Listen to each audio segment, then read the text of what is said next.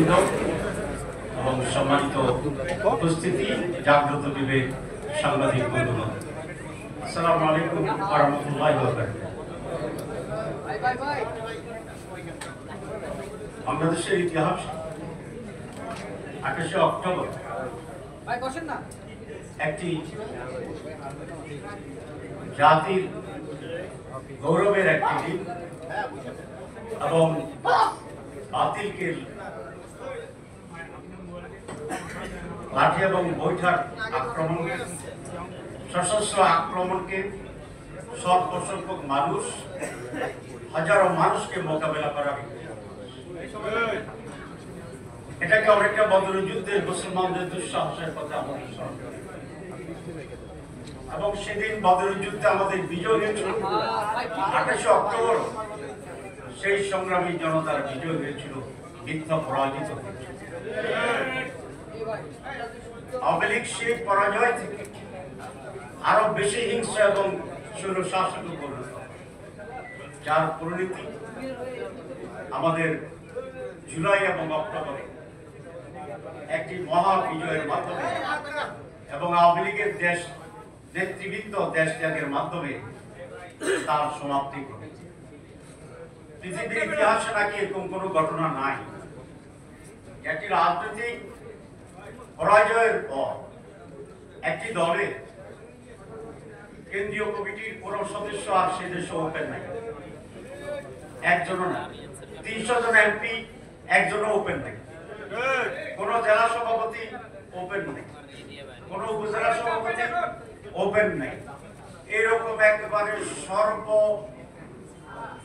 সকল স্তরের মানুষের দেশ পালনের নজির পৃথিবীর ইতিহাসে এই নাকি একটি মাত্র।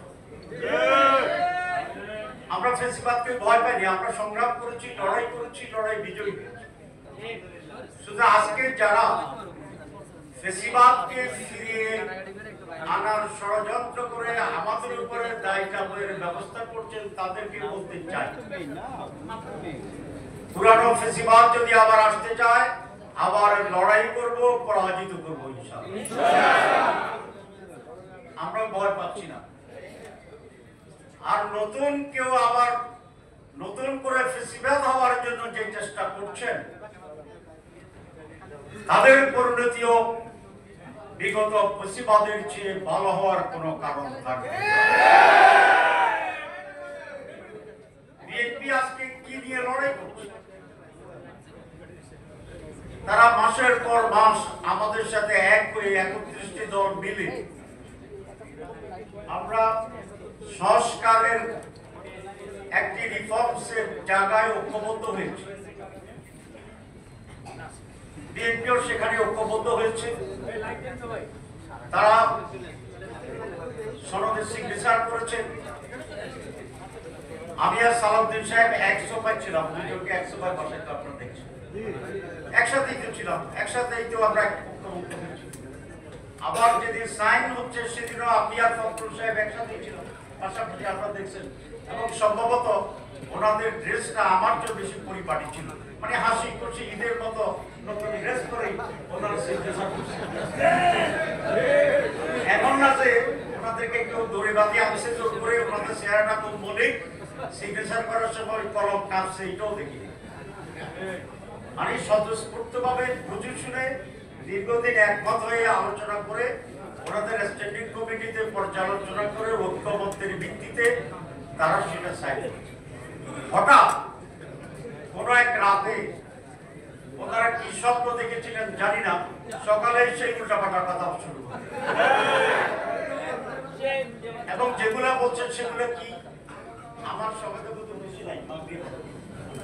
আচ্ছা, 1 নম্বর কথা হচ্ছে যে সেখানে রিফর্মসে ছিল প্রধানমন্ত্রী এবং দলের প্রধান একজন হইতে পারবে, ওনারা নোটিশ দিয়েছেন।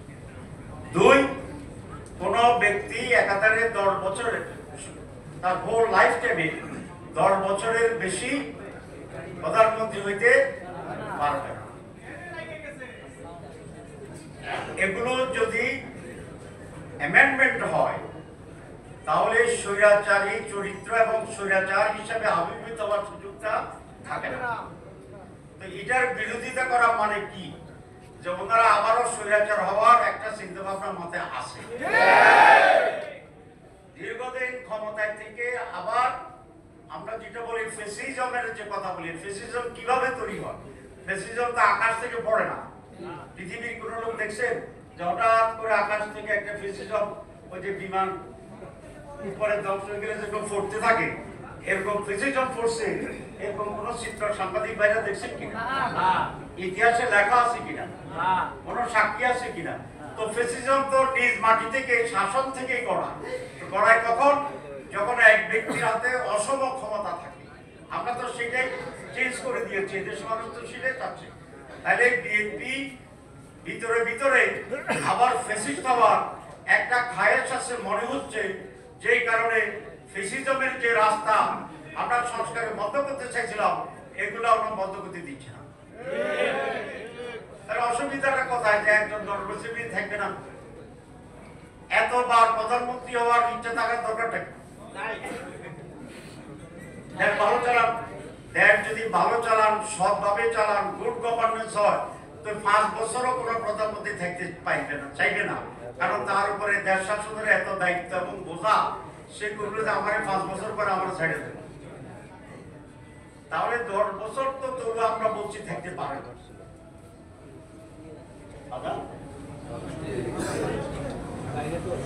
আচ্ছা, তাহলে শেষ করবো। প্রেস কনফারেন্স আছে, বাকিটা সুতরাং আমরা পরিষ্কার করে বলছি যে সংস্কার বাংলাদেশের মানুষের জন্য, গণতন্ত্রের জন্য, সুশাসনের জন্য, ডেভেলপমেন্টের জন্য, ডেমোক্রেসির জন্য এটা অপরিহার্য।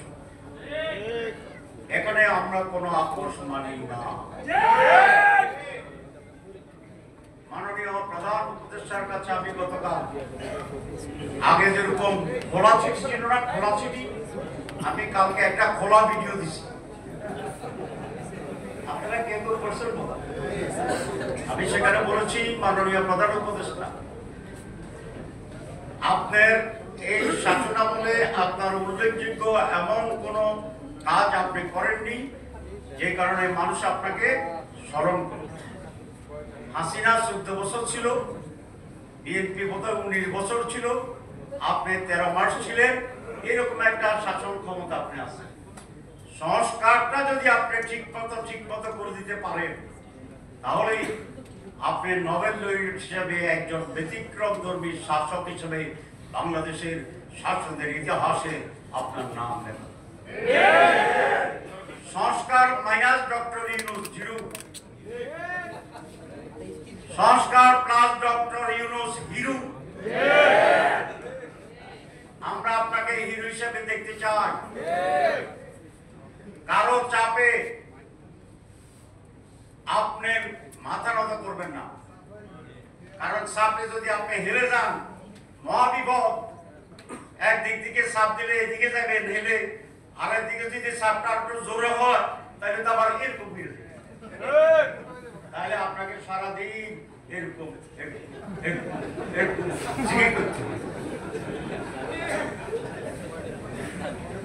আমরা জানি আপনি নোবেল লরিয়েট, সারা দুনিয়ায় আপনার মর্যাদা দেখে আসছি। আপনি সাহসী, আপনি কোনো চাপে নথি স্বীকার করেন না।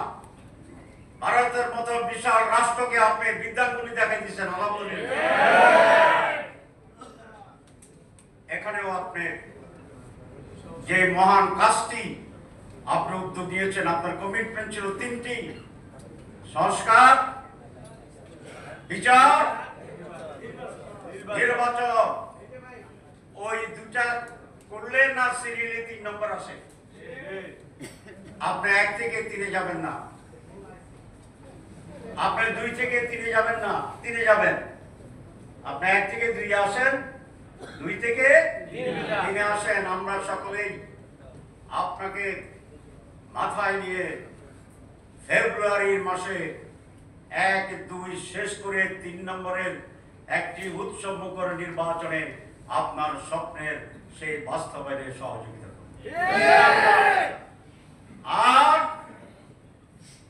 2-3 দিন ধরে শুনতেছি যে আপনারা বিএনপিকেও খুশি করতে চান, জামাত ইসলামীকেও খুশি করতে চান, অন্য দলগুলোকেও খুশি করতে চান। কোন রাজনৈতিক দলকে খুশি করার দায়িত্ব আপনাদের নয়। কোন রাজনৈতিক দলকে খুশি করা আপনাদের কাজের ভিতরে পড়ে না। আপনাদের দায়িত্ব জাতিকে খুশি করার জন্য যা করা দরকার সেটা করা। সুতরাং আমি আশা করব যে আপনারা আপনার পরিষদ সেইভাবে দৃঢ় ভূমিকা পালন করে এই জাতির মুক্তি এবং কল্যাণের যে মহাযাত্রা আমরা শুরু করছি সেইটি তার গন্তব্যে পৌঁছানোর জন্য আপনি দৃঢ়চিত্তে সেই ভূমিকা পালন করবেন। আমরা আপনার সহযোগিতা আছি, জাতি আছে, মানুষ আছে। কম্প্রোমাইজ করে যদি বিভ্রান্ত তৈরি করার চেষ্টা করেন তাহলে পুরা বিষয়টি এক ধরনের অনিশ্চয়তা, ধোঁয়াশা এবং ঘোলাটে পরিস্থিতির আশ্রে পড়ে আবার জাতি সেই অন্ধকারের দিকে চলে যাবে বলে আমরা আশা করছি। বিএনপির ব্যাপারে সাংবাদিক সম্মেলনের কথা হবে।